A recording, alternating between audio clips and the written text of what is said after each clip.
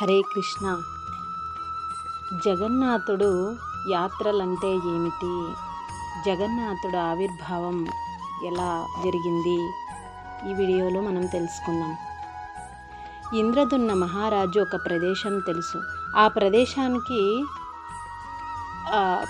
నీలాచలం అనే ప్రదేశం ఇది ఉత్కల ప్రదేశం. అక్కడ నీలమాధవుడు అనే స్వామి ఉంటారన్నమాట. అక్కడ ఆ స్వామి దర్శనం చేసుకోవాలి అని ఇంద్రదుమ్న మహారాజుకు కోరిక. ఈ నీలమాధవుడు దర్శనం చేసుకోవాలి అని అంటే ఆయనకి ఆ నీలమాధవుడి యొక్క జాడ గురించి తెలియదు. అలా ఎవరికి తెలుసు అది అనేసి అంటే అక్కడ ఉండే ఒక శబరి జాతికి చెందిన విశ్వవసుకి తెలుసు అన్నమాట. ఆ శబరి జాతికి చెందిన వాళ్ళు మాత్రమే ఈ స్వామిని ఆరాధించేవాళ్ళు. ఆ విశ్వవసుకు మాత్రమే తెలుసు. అయినా కూడా ఈ ఇంద్రదుమ్న మహారాజుకి ఎలా అయినా భగవంతుణ్ణి, ఆ నీలమాధవుణ్ణి దర్శనం చేసుకోవాలి అనేసి అనుకుంటూ ఉంటారన్నమాట. తన దగ్గర ఒక మంత్రి ఉంటారు. ఆయన పేరు విద్యాపతి. విద్యాపతిని ఉజ్జయిన్ నుంచి ఒరిస్సాకు పంపిస్తారు. అంటే ఆ విశ్వవసు ఉండే ఆ ప్లేస్కి వెళ్ళి అక్కడ కనుక్కొనిరా ఆ నీలమాధవుడి యొక్క జాడ నువ్వు అనేసి పంపిస్తారనమాట. విద్యాపతి ఎంతో ప్రయత్నిస్తారు, కానీ విశ్వవసు మాత్రం ఆ ప్రదేశం గురించి చెప్పరన్నమాట. విద్యాపతి విశ్వవసు యొక్క కూతుర్ని అంటే లలితను పెళ్లి చేసుకుంటారన్నమాట. అప్పుడు ఆ విద్యాపతి ఆ మంత్రిని విశ్వవసు ఒకసారి ఆ నీలమాధవుణ్ణి చూపించమని అడుగుతారనమాట. ఎలా అయినా నీలమాధవుని దర్శనం నాకు కావాలి అనేసి అడిగితే విశ్వవసు ఒక కండిషన్ పెడతారు. ఆ కండిషను అని అంటే, నేను కళ్ళకి గంతలు కట్టి నిన్ను అక్కడికి తీసుకెళ్తాను అనేసి చెప్తారనమాట తన అల్లుడికి. ఎవరు అల్లుడు? విద్యాపతి. విద్యాపతికి ఆ నీలమాధవుడి యొక్క దర్శనాన్ని కలిగించడానికి ఆ విశ్వవసు ఒప్పుకుంటారు. ఎప్పుడైతే విశ్వవసు ఆ కండిషన్కి విద్యాపతి ఒప్పుకున్న వెంటనే ఆ నీలమాధవుడి దగ్గరికి తీసుకెళ్ళడానికి రెడీ అవుతారు. ఈ మంత్రి చాలా తెలివైనవాడు విద్యాపతి. ఆయనకి ఎలా అయినా కూడా రాజుగారికి, ఆ ఇంద్రదుమ్న మహారాజుకి నీలమాధవుణ్ణి దర్శింపజేయాలి అనే ఒక ఉద్దేశంతో వాళ్ళ మామగారు కళ్ళకి గంతలు కట్టినా కూడా ఆయన ఒక సంచిలో అంటే ఆవాల మూట తీసుకొని వెళ్తారనమాట. ఆ ఆవాల మూట దాని దగ్గర తీసుకొని వెళ్ళి దానికి ఒక చిన్న హోల్ పెట్టుకుంటారు. ఆ హోల్ ద్వారా ఆయన వెళ్తూ ఉండే మార్గంలో ఒక్కొక్క ఆవాల గింజ కింద పడుతూ అప్పుడు అవి మొలిచి ఒక దారిగా చూపించబడుతుంది కదా. దాని ద్వారా ఇంద్రదుమ్న మహారాజుకి ఆ నీలమాధవుడి దర్శనం చేయించవచ్చు అనేసి ఆలోచిస్తారనమాట. ఎప్పుడైతే సాక్షాత్తు ఆ నీలమాధవుడి దగ్గరికి వెళ్ళిన వెంటనే విద్యాపతి చాలా ఆశ్చర్యం అనిపిస్తుంది. సాక్షాత్తు వైకుంఠంలో ఎలా అయితే భగవంతుడు ఉంటారో అలాగే భగవంతుడు ఇక్కడ నీలమాధవుడి రూపంలో అక్కడ అంత గొప్పగా వైభవంగా ఉంటారన్నమాట. ఆ దర్శనం జరిగిన వెంటనే ఆ విద్యాపతి ఇంద్రదుమ్న మహారాజుకు ఆ విషయం తెలియజేస్తారు.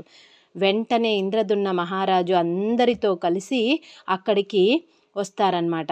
ఎప్పుడైతే అక్కడికి వచ్చిన వెంటనే ఇంద్రదుమ్న మహారాజు ఆ నీలమాధవుణ్ణి దర్శనం చేసుకోవాలని ఆతృతతో వస్తారు. అక్కడికి వచ్చిన వెంటనే ఆ నీలమాధవుడు అంతర్ధానం అవుతారు. అప్పుడు నేను ఏదైనా తప్పు చేశానేమో, అందుకే భగవంతుడు అంతర్ధానం అయిపోయారు అని చాలా చాలా బాధపడతారు ఇంద్రదుమ్న మహారాజు. అలా బాధపడుతూ ఉంటే ఆ రోజు స్వామి కల్లోకి వస్తారనమాట. ఎవరికి? ఇంద్రదుమ్న మహారాజుకి. ఇంద్రదుమ్న మహారాజుకి కల్లోకి వచ్చేసి, అయ్యా, ఈరోజు సముద్రంలో 3 చెక్కలు వస్తాయి, వాటిని విగ్రహాలుగా మార్చండి అనేసి చెప్తారనమాట. ఎవరికి? ఇంద్రదుమ్న మహారాజుకి. ఇంద్రదుమ్న మహారాజుకి చెప్తారు. అంటే బ్రహ్మ మొట్టమొదటగా 50 సంవత్సరాలు నీలమాధవుడిగా 50 సంవత్సరాలు జగన్నాథుడిగా ఉంటారు అనేసి చెప్తారనమాట. అంటే అప్పటికే నీలమాధవుడు 50 సంవత్సరాలు అయిపోయి ఉంటుంది. ఇప్పుడు ఈ కలియుగంలో జగన్నాథుడి రూపంలో మనకి భగవంతుడి యొక్క కృప వల్ల జగన్నాథుడు మనకి జగత్తుకే నాథుడు కాబట్టి ఆ జగన్నాథుడు మనకి ఈరోజు ఆ భగవంతుడి యొక్క కృప లభిస్తూ ఉంది. ఎప్పుడైతే ఆ ఇంద్రదుమ్న మహారాజుకి అలా చెప్పిన వెంటనే చాలా సంతోషపడతాడు. అలాగా 3 చెక్కలు ఆ సముద్రంలో కొట్టుకొని వస్తాయి రాత్రికి. ఆ రాత్రి ఆ చెక్కల్ని 3 కూడా తీసుకొని వస్తారనమాట. అక్కడికి తీసుకొని వచ్చి పెట్టిన వెంటనే ఒక ముసలివాడి రూపంలో విశ్వకర్మ అక్కడికి వస్తారు. విశ్వకర్మ ఎవరో కాదు,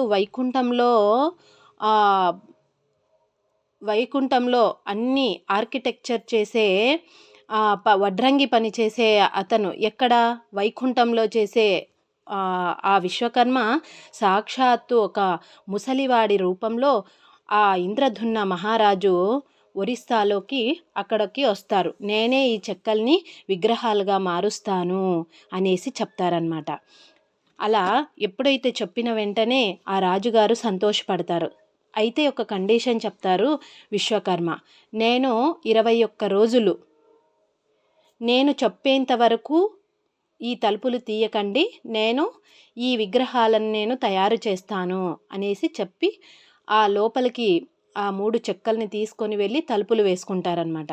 ప్రతిరోజు అక్కడ విశ్వకర్మ ఆ విగ్రహమూర్తులని చెక్కుతూ ఉంటారనమాట. అప్పుడు ఎలా సౌండ్ వస్తుంది లోపల నుంచి, రోజు టక్ టక్ టక్ అనే సౌండ్ వస్తూ ఉంటుంది. కొన్ని రోజుల తర్వాత అది అలా సౌండ్ ఏది కూడా సౌండ్ వినిపించలేదన్నమాట. పైగా ఆయన ముసలి వ్యక్తి, దానికి తోడు ఆహారం కూడా ఏది కూడా స్వీకరించి ఉండడు. ఏదైనా అయ్యిందేమో అనేసి రాజుగారు అక్కడుండే వాళ్ళందరూ ఆ తలుపులని ఓపెన్ చేస్తారనమాట. ఎప్పుడైతే ఆ తలుపులు ఓపెన్ చేస్తారో అప్పుడు విగ్రహమూర్తులు అర్ధ రూపంలో ఉంటాయన్నమాట విగ్రహమూర్తులు. అప్పుడు సాక్షాత్తు ఇంద్రదుమ్న మహారాజు ఎప్పుడైతే తలుపులు ఓపెన్ చేసిన వెంటనే విశ్వకర్మ అక్కడి నుంచి మాయమైపోతారు. అర్ధ రూపంలో చెక్కిన ఆ విగ్రహమూర్తులు ఇంద్రదుమ్న మహారాజుకి దర్శనమిస్తాయి. అది చూసి చాలా బాధపడతారు ఇంద్రదుమ్న మహారాజు. ఇలాగా భగవంతుడు అలాగా అర్ధ రూపంలో కనిపించిన వెంటనే ఇంద్రదుమ్న మహారాజు బాధపడుతూ ఉంటే, ఆ రోజు ఆ ఇంద్రదుమ్న మహారాజుకి కలలోకి వచ్చి భగవంతుడు, నేను ఇలాగే ఈ భౌతిక ప్రపంచంలో ఈ ప్రజలందరికీ నేను దర్శనం ఇవ్వాలనుకుంటున్నాను అనేసి చెప్తారనమాట. అప్పుడు చాలా సంతోషపడతారు ఇంద్రదుమ్న మహారాజు. ఈ ఇంద్రదుమ్న మహారాజే ఆ ఒరిస్సాలో ఈ జగన్నాథుడి యొక్క గుడిని కట్టించారనమాట. జగన్నాథుడు ఈ జగత్తుకే నాథుడు. మళ్ళీ అలాంటి జగన్నాథుడికి ఈ యాత్రలు, జగన్నాథుడి యొక్క యాత్రలు అంటే ఏమి, ఈ యాత్ర ఎందుకు ఇంత ఇంపార్టెన్స్ ఇస్తున్నారు అని అంటే, జగన్నాథ స్వామి శ్రీమందిరము అనే ప్రదేశంలో ఉంటారనమాట. గుండీచా మందిరము అంటారు. అంటే సుమారు జగన్నాథ స్వామి శ్రీమందిరం నుంచి గుండీచా మందిరానికి 3 కిలోమీటర్లు ఉంటుంది. ప్రతి సంవత్సరం కూడా పొద్దున్న బయలుదేరితే 10 గంటల సమయం పడుతుంది. 10 నుంచి 11 గంటల సమయం పడుతుంది. అంతమంది, లక్షల మంది జనం అక్కడికి వస్తారు. ప్రతి సంవత్సరం కూడా కొత్త రథం తయారు చేస్తారు అక్కడ. ఎప్పుడైతే అక్షయ తృతీయ రోజు ఈ రథాన్ని ప్రారంభం చేస్తారు తయారు చేయడానికి. అందులో ఆ రథంలో జగన్నాథ, బలభద్ర, సుభద్ర విగ్రహాలు పెట్టి గుండీచా మందిరానికి తీసుకెళ్తారనమాట. రథయాత్ర జరుగుతుంది. గుండీచా మందిరానికి ఇంద్రదుమ్న మహారాజు, అంటే ఈ ఇంద్రదుమ్న మహారాజు యొక్క తల్లిగారే గుండీచాదేవి ఈ ఆలయాన్ని కట్టించి సమర్పణ చేస్తారు. ఈరోజు ఇంత గొప్పగా ప్రపంచమంతా జగన్నాథుని రథయాత్ర జరుగుతుంది అంటే అది ఒక్క శ్రీల ప్రభుపాదుల వారి కృప. ఎందుకు అంటే ఇప్పుడు చూడండి, ఈరోజు మనము పూరి జగన్నాథుడికి వెళ్ళకపోయినా కూడా మనం దర్శనం చేయగలుగుతున్నాము మన దగ్గరే. కాబట్టి మన గురువుల యొక్క కృప. మనకి చూడండి, బయట ఆలయాల్లో మనకి మూలమూర్తులు ఎక్కడ కూడా మనకి దర్శనానికి రథయాత్రలో రారు. ఎప్పుడైతే ఇక్కడ మూలమూర్తులే వస్తారు. కానీ ఇక్కడ వైకుంఠం నుంచి సాక్షాత్తు భగవంతుడే ఉత్సవమూర్తులు వస్తారు. ఎక్కడైనా కూడా రథయాత్రల్లో ఇక్కడ సాక్షాత్తు భగవంతుడు మూలమూర్తే ఇక్కడ ఉత్సవమూర్తిగా వస్తారనమాట. జగన్నాథుడు చాలా భక్తవత్సలుడు. ఎందుకంటే మన కోసం వైకుంఠం నుంచి కిందకి దిగి ఆలయంలోకి వస్తారు. ఆలయంలోకి కూడా వస్తారో లేదో అని ఆలయాన్ని వదిలి ఆయనే రథం పైన కూర్చొని ఊరంతా తిరుగుతారు. అందరికీ దర్శనాన్ని ఇస్తారు భగవంతుడు. చూడండి ఎంత కృపామయుడు భగవంతుడు. ఆయన తన చేతులతో అందరినీ కౌగలించుకుంటూ ఉంటారు ప్రేమతో. ఎందుకు అంటే ఇప్పుడు ఒక చిన్న పిల్లవాడిని తన తల్లి ఎలా అయితే తనకు దగ్గరగా తీసుకుంటుందో అలా సాక్షాత్తు ఆ జగన్నాథుడు తన భక్తుల కోసం ఇలాగా చేతులు ముందుకు పెట్టి అలాగుంటారనమాట. జగన్నాథుడి యొక్క రూపం అలాగా సాక్షాత్తు భగవంతుడే అక్కడ మనకి అందరినీ ఆరాధిస్తారనమాట భగవంతుడు. మనకి ఎందుకు జగన్నాథుడి యొక్క ఆ రూపం ఎలా ఆ పెద్ద పెద్ద కళ్ళు చేతులు ఇలా ముందుకొచ్చి ఇలా ఎందుకుంటాయి అని అంటే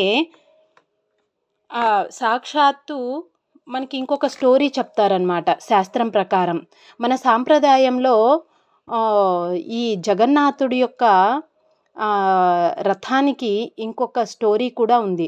మన సాంప్రదాయంలో శాస్త్రాల సారంగా చూస్తే శ్రీకృష్ణుడు కురుక్షేత్రం నుంచి బృందావనం వెళ్ళడం గోపికలు అందరూ వ్రజవాసులు యశోద నంద వీళ్ళందరూ కృష్ణుని కలవడానికి కురుక్షేత్రం వస్తారు. ఎప్పుడు ఒకసారి గ్రహణం వస్తుంది. అప్పుడు కురుక్షేత్రంలోనికి రాణులతో పాటు శ్రీకృష్ణుడు ద్వారకాధీశుడుగా వస్తారు. అప్పుడు ఈయన నంద యశోద గోపికలు వాళ్ళందరూ గోపబాలురు అందరూ వస్తారు. అప్పుడు వాళ్ళందరూ ఏంటి ఈ కిరీటం ఏంటి, కృష్ణుడు ఇలా ఎందుకున్నాడు, ఈ నగలేంటి, ఈ గుర్రాలేంటి, మా దగ్గర ఉన్నప్పుడు ఈ కన్నయ్య ఎంత ముద్దుగా నెమలిపించం పెట్టుకొని ముత్యాల హారాలతో ముద్దుగా ఉండే ఈ కన్నయ్య ఇవాళ ఇలా ఉన్నాడేంటి అని యశోద నందులు గోపికలు ఆశ్చర్యమైపోతుంది. గోపబాలురికి అక్కడుండే వాళ్ళందరికీ ఎలా ఉండేవాడివి ఇలా అయిపోయావు కృష్ణ, నువ్వు మాతో పాటు వచ్చేసేయి బృందావనానికి రా అని మానసికంగా లాగేస్తారు. బృందావనానికి రా భావన అంటే వాళ్ళ యొక్క భావనతో వాళ్ళని మానసికంగా లాగుతారనమాట భగవంతుణ్ణి. అదే రథయాత్ర. కృష్ణుడు కురుక్షేత్రం నుంచి బృందావనం వెళ్ళే యాత్రని ఈ రథయాత్ర. ఎందుకు ఆ యాత్ర చేస్తారు అని అంటే కృష్ణ భక్తులు అలా భగవంతుణ్ణి లాగారు. ఏమిటితో? ప్రేమతో అలాగా లాగారనమాట. ఇది జగన్నాథుడి యొక్క ఆ వైభవం. హరే కృష్ణ.